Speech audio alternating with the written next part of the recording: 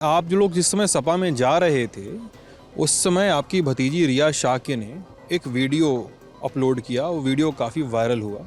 उसमें UP police को tag किया गया, कहा गया कि कुछ लोगों द्वारा मेरे पापा को अगवा कर लिया गया है और उन्हें ज़बरदस्ती सपा ज्वाइन कराने की योजना है। किन लोगों ने अगवा किया था? अब मेरे पिताजी को तो राजनीति करनी नहीं है, तो उसका इस चीज़ का फ़ायदा उठा के उनका चेहरा इस्तेमाल करके समाज में चीज़ों को आगे बढ़ाने के लिए उनको इस्तेमाल किया जा रहा है। हालांकि किसने किया इस्तेमाल? मेरे चाचा ने।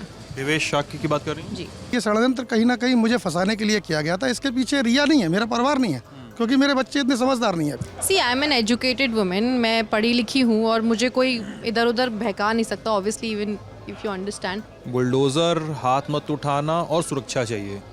कौन खतरा है आपके लिए? खतरा तो हमें भी है, हमारी जान के लिए। देखिए, ऊपर से बच के आएगी तो कोई रोक नहीं पाएगा, लेकिन भाई साहब की सुरक्षा को लेकर मैं बहुत चिंतित हूँ। मुझे लगता है आपको एड्रेस करना चाहिए कि क्या एक राज्यसभा सांसद की वजह से आपके घर में फूट पड़ रही है? औरैया की बिधूना विधानसभा सीट, मतलब कई बार सीटें हम लोग चुनते हैं, छोड़ते हैं, सोचते हैं कि किया जाए, कैसे किया जाए, किस एंगल से कवर किया जाए, लेकिन कभी कभी आखिरी समय पे किसी सीट पर, किसी मौके पर कुछ ऐसे बदलाव होते हैं, कुछ ऐसे घटनाक्रम होते हैं कि आपको लगता है कि यार यहाँ पर ज़रूर जाकर देखना चाहिए कि मुद्दा क्या है। मेरा नाम सिद्धांत है और ललन टॉप की चुनाव यात्रा में मैं और मेरे साथी मोहन, हम लोग इस समय आ गए हैं औरैया ज़िले में बिधूना विधानसभा सीट, और हम बात करेंगे देवेश शाक्य से। देवेश शाक्य यहाँ के पूर्व विधायक, मौजूदा विधायक कह लें क्योंकि लेकिन आचार संहिता लगी हुई है। जो विनय शाक्य हैं उनके भाई हैं छोटे, बीजेपी के टिकट पे वो विधायक बने थे, लेकिन कुछ दिनों पहले दोनों भाई समाजवादी पार्टी में चले गए हैं। गले में लाल गमछा पड़ने लगा है। हाँ, लोग कहते हैं कि अब भगवा नहीं डालते नेताजी, अब लाल गमछा डाल के टहलते हैं क्षेत्र में। और घटनाक्रम बस इतना ही नहीं है, इतना भी है कि देवेश शाक्य की भतीजी हुई ना आपकी, रिया शाक्य, भाजपा के टिकट पे बिधूना विधानसभा सीट से लड़ रही हैं। ये सपा के कैंडिडेट को सपोर्ट कर रहे हैं जो रेखा वर्मा हैं, और ये बिधूना विधानसभा सीट से ही रिया शाक्य भाजपा के टिकट पे कंटेस्ट कर रही हैं। जाते हैं तो मतलब ऐसा तो नहीं होता कि गाड़ी, अरे काफिला आमने सामने टकरा गया, जैसे राहुल का और प्रियंका का प्रियंका का और अखिलेश का टकराया था। ऐसा नहीं हो गया? रिया जा रही हैं, आपका काफिला जा रहा, फंस गया मामला? नहीं, ऐसा अभी तक नहीं हो पाया, क्योंकि अधिकतर में मतलब भेंट नहीं हो पाई मेरी आमने सामने। और अगर आमना सामना होगा, पारिवारिक तौर पर वो मेरी बेटी है और मैं संस्कारों को लेकर उसके पैर भी छूँगा। लेकिन जहाँ तक राजनीतिक लड़ाई की है, विचारधारा की बात है, उससे मैं समझौता नहीं कर सकता। आप लोग का परिवार का इतिहास जो है, राजनीतिक इतिहास, वो काफ़ी ज़्यादा फ्रेगमेंटेड है, मतलब काफ़ी फैला हुआ है। बसपा में रहे लंबे समय तक आप लोग, फिर बीजेपी में आए और अब सपा में आ गए। बीजेपी में कौन लेकर आया आप लोग को? देखिए, भाई तो 2002 में विधायक रहे थे। भाई 2002 में विधायक रहे, फिर उसके बाद 2007 में 291 वोटों से चुनाव हार गए थे। फिर 12 में मैं चुनाव लड़ा था बीएसपी से, तो रनर रहा था मैं। उस समय समाजवादी पार्टी इस सीट जीती थी। और 2017 में चूँकि पार्टी चेंज की थी, तो भारतीय जनता पार्टी को हम सब लोग नेता जो मिलके आए थे बसपा छोड़ के, उस बदौलत भारतीय जनता पार्टी की सरकार बनी थी। एक बड़ा तबका हमारे साथ था, और कहीं ना कहीं भारतीय जनता पार्टी की सरकार बनने के बाद हमें वहाँ सम्मान नहीं मिला, हमारे अधिकारों का हनन किया गया, पिछड़े और दलित वर्ग के लोगों का उत्पीड़न भी हुआ, जो अधिकार थे उनका शोषण हुआ, चाहे आरक्षण को लेके हो। तो इन सब चीज़ों से आहत होकर, लेकिन जिस जनता ने 5 वर्ष के लिए हमें चुना था, आदरणीय विधायक जी को, उस जनता के बीच में रह के जनता के काम किए।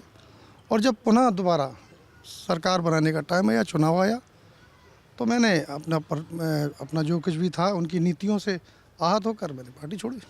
चलिए, अब मैं जो सवाल पूछूंगा क्षेत्र में हो रही बातों के आधार पे पूछूंगा। आप स्वामी प्रसाद मौर्य के साथ या पीछे पीछे, कहा जाता है, भाजपा से सपा में गए आप लोग। आप जो लोग जिस समय सपा में जा रहे थे, उस समय आपकी भतीजी रिया शाक्य ने एक वीडियो अपलोड किया। वो वीडियो काफ़ी वायरल हुआ। उसमें यूपी पुलिस को टैग किया गया, कहा गया कि कुछ लोगों द्वारा मेरे पापा को अगवा कर लिया गया है और उन्हें ज़बरदस्ती सपा ज्वाइन कराने की योजना है। ये बात हुई थी? किन लोगों ने अगवा किया था? देखिए, ये सारे जो हम पे इल्ज़ाम लगाए गए थे वो निराधार थे। अच्छा, आप मान रहे हैं कि इल्ज़ाम आप पर थे? हाँ, सारे जो इल्ज़ाम लगाए गए, भाई उन्होंने सीधा बोला ना कि मेरी चाची और मेरी दादी ले गई। तो जो सारे इल्ज़ाम लगाए गए थे वो निराधार थे, क्योंकि चूँकि एसपी औरैया ने भी खंडन कर दिया था। भाई साहब अपने यहाँ इटावा वाले मकान पे आराम से थे और वो विगत 3.5 वर्षों से हमारे साथ रह रहे हैं और दादी उनकी सेवा करती है। और मैं जी, पैरालिसिस का अटैक आया, पैरालिसिस का अटैक हुआ है, तब से हमारे साथ है। उनके देखरेख भी हम ही लोग करते हैं। जी, तो ये मतलब ये आरोप झूठे हैं, निराधार है। एसपी की आप कर ही चुके हैं। इटावा में जब एसपी इटावा और सीओ इटावा, इंटेलिजेंस की टीम, LIU सब लोग गए थे, महिला पुलिस थी। बच्चों का एक घंटे बच्चों ने अपने पिता के साथ बिताया। जो ये आरोप था कि अपहरण किया है, लेकिन उनके पिता उनके साथ जाने के लिए तैयार नहीं हुए। अच्छा, रिया आई थी वहाँ पे? हाँ, रिया और उनका भाई? हाँ, रिया भाई, उनकी पत्नी। अच्छा, उनका कहना था कि हमें 1 घंटे हमें बात कर लेने दो, हम अपने पापा को मना के ले जाएंगे इटावा वाले मकान पे। तो 1 घंटे सारा कुछ चला और ये षड्यंत्र कहीं ना कहीं मुझे फंसाने के लिए किया गया था। इसके पीछे रिया नहीं है, मेरा परिवार नहीं है, क्योंकि मेरे बच्चे इतने समझदार नहीं है अभी। किसने किया षड्यंत्र? इसके पीछे जो पीछे के भारतीय जनता पार्टी में जो पीछे के दरवाजे से आए हुए कद्दावर नेता है, उनके द्वारा किया गया। आप गीता शाक्य का नाम लेना नहीं चाह रहे हैं क्या? नाम मैं किसी का नहीं लेना चाहता, समझदार सब समझ जाते हैं। मतलब मैं सही जगह पहुंच रहा हूँ कि नहीं, नहीं? मैं राज्यसभा सांसद गीता शाक्य, मैं ऐसा कहा जाता है कि आपका निशाना उनकी तरफ है कि गीता शाक्य ने ही परिवार को भड़काया मैं है। किसी का नाम नहीं लेना चाहता, समझदार है जो सब समझ जाएंगे। मैं थोड़ा समझदार दिख रहा हूँ कि नहीं अभी आपको? नहीं, आप तो समझदार हैं। जो चलिए, तो आप कह रहे हैं कि ये आपकी भतीजी रिया का दिमाग नहीं था, ये आप लोगों का भी नहीं था, ये पीछे किसी और का हाथ था जिसका आप नाम नहीं लेना चाह रहे हैं, मान लीजिए। फिर भी क्या इस सब के बाद भी रिया से बातचीत करने की कोशिश परिवार ने नहीं की? नहीं, मेरे पास, मैंने कहा ना, परिवार मेरा एक है और कहीं भी विक्टर नहीं है। अगर बच्चे किसी के बरगलाने में आ गए हैं तो इससे हमें बच्चों का भविष्य खराब नहीं करना है और पूरे समाज को जो मैं साथ में लेके चलता हूँ और पूरे समाज का अनित नहीं करना है। मुझे मालूम है क्या ठीक है क्या गलत है, इस पे मैं काम कर रहा हूँ। बच्चे अगर जिद किसी चीज़ की करने लगें तो हर पिता जरूरी नहीं है कि जिद पूरी करते हैं। चलिए, हाल फिलहाल का एक अपडेट है। रिया ने एक लेटर लिखा है कि उन्हें और उनके भाई को सुरक्षा चाहिए।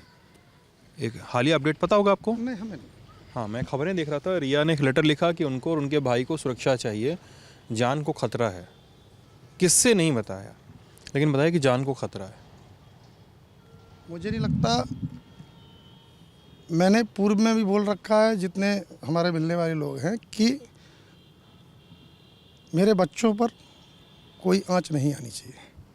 ये राजनीति है, चुनाव तक ये सब चलता है और अगर किसी से खतरा होता तो उनको हमें बताना चाहिए। मैं गार्जियन हूँ, बड़ा हूँ, खतरा तो हमें भी है, आपको भी जान को भी है। हमारी जान के लिए देखिए, ऊपर से बच के आएगी तो कोई रोक नहीं पाएगा, लेकिन भाई साहब की सुरक्षा को लेकर मैं बहुत चिंतित हूँ। क्या हो? पहले तो हमला हुआ था ना एक बार उन पर?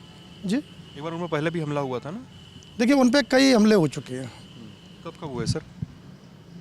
2007 के चुनाव में हुए, 2000 जिला पंचायत के चुनाव में, 2009 में भी एक हमला हुआ।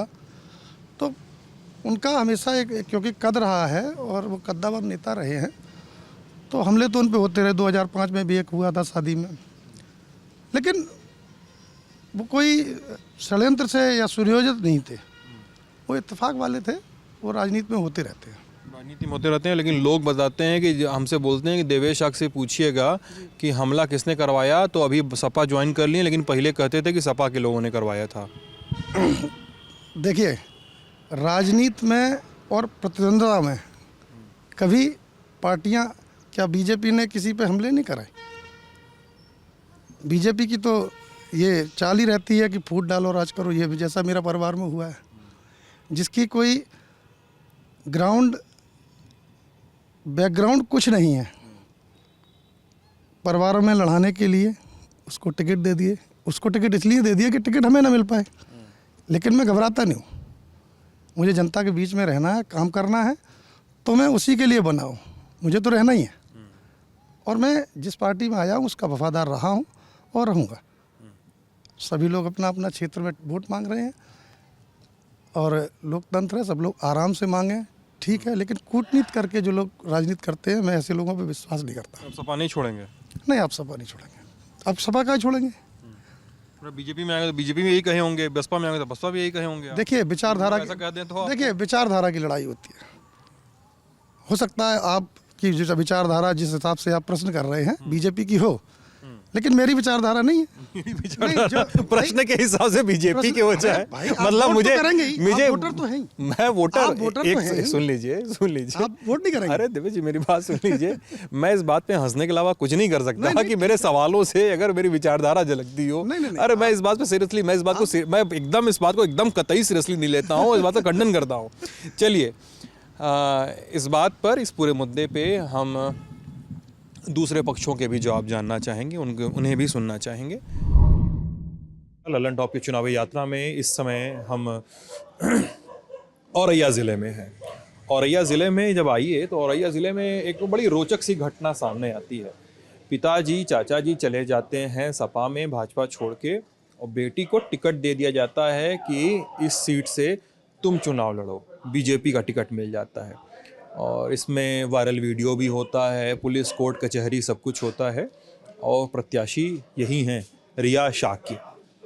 और रिया मतलब एक समय हो गया चुनाव देखते, और लल्लन टॉप को कम से कम खासकर हमारे दर्शकों को ना काफ़ी अच्छा लगता है जब कोई युवा नेता, भले ही जीते चाहे हारे, युवा नेता एक कैंडिडेट के तौर पे सामने आता है। तो और कमेंट सेक्शन अगर आप पढ़ेंगे हमारे वीडियोस के, तो युवा नेताओं के इंटरव्यूज़ हैं, उसमें लोग काफ़ी ज़्यादा खुश होते हैं चीज़ें पढ़ के, या खुश नहीं भी होते तो जानते हैं कि कैसे नेता बीच में आ रहे हैं।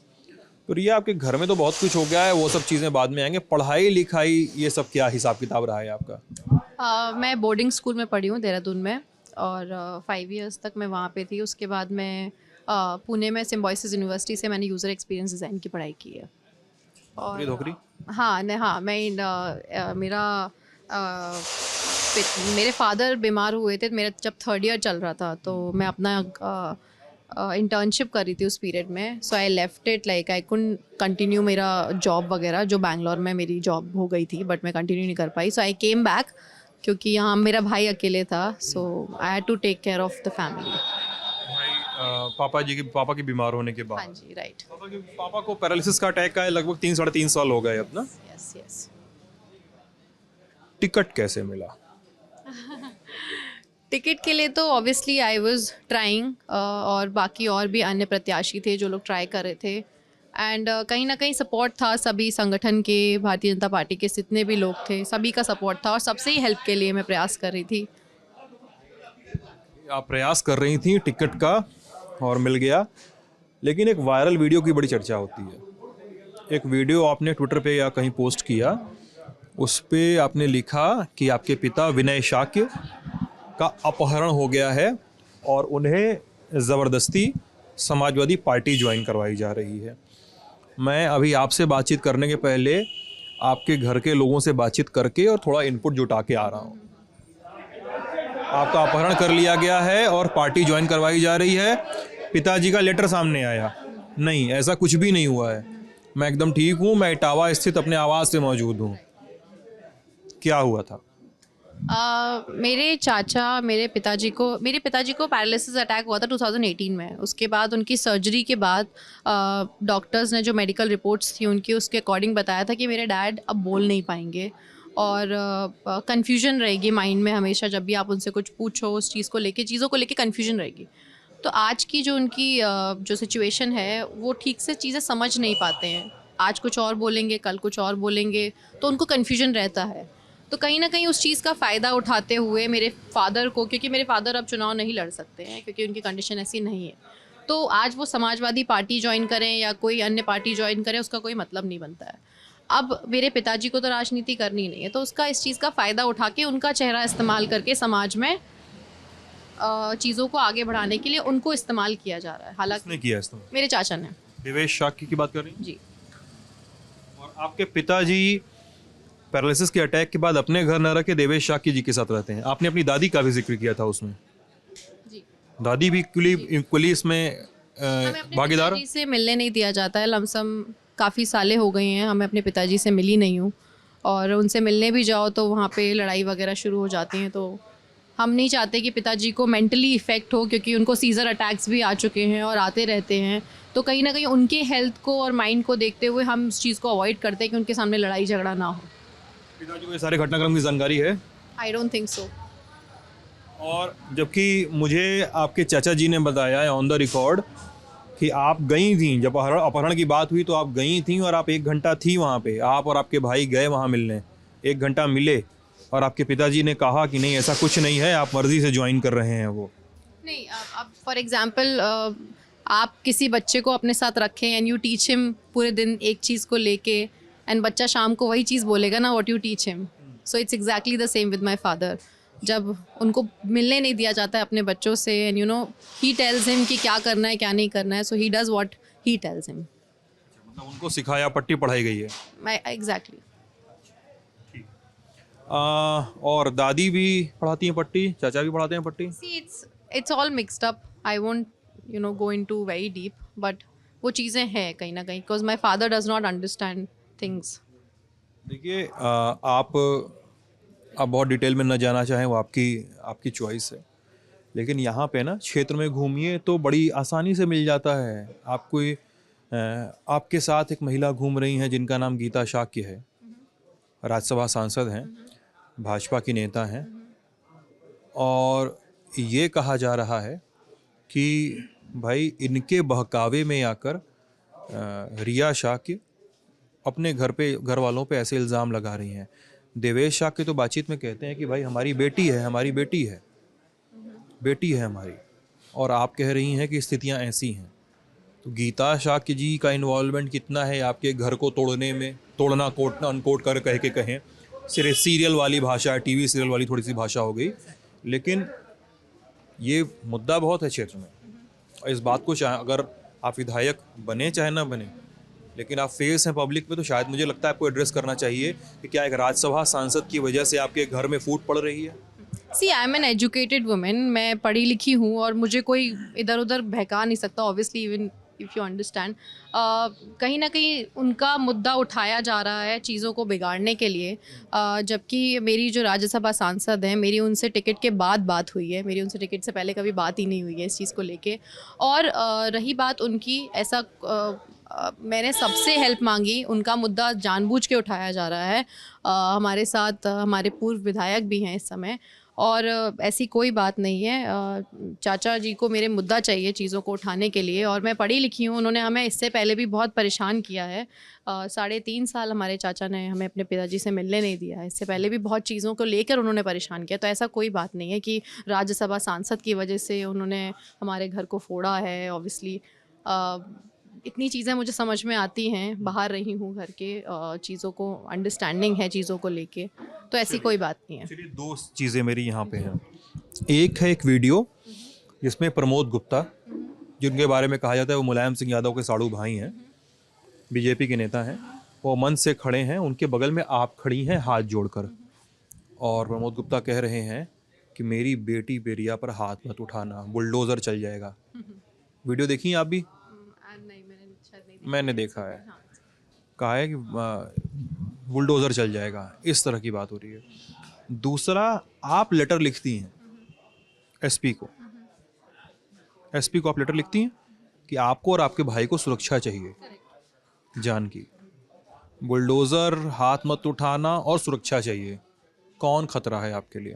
नहीं, एग्जैक्टली मैं इस पे कुछ I don't want to say anything on this, क्योंकि मुझे खुद जानकारी नहीं है इस चीज़ की ठीक से। तो किसने कहा कि खतरा है? नहीं, मुझे खुद लगा कि मैं अपने डैड को लेने के लिए उस टाइम पहुंच रही हूँ, और मुझे डर लग रहा था क्योंकि I was alone on the highway, and इतना सारा न्यूज़ चैनल्स का उस टाइम फ़ोन आना और बहुत चीज़ें हाईलाइट हो गई थी तुरंत, तो I was not feeling safe. My brother was alone, माई मम was alone, so in that case.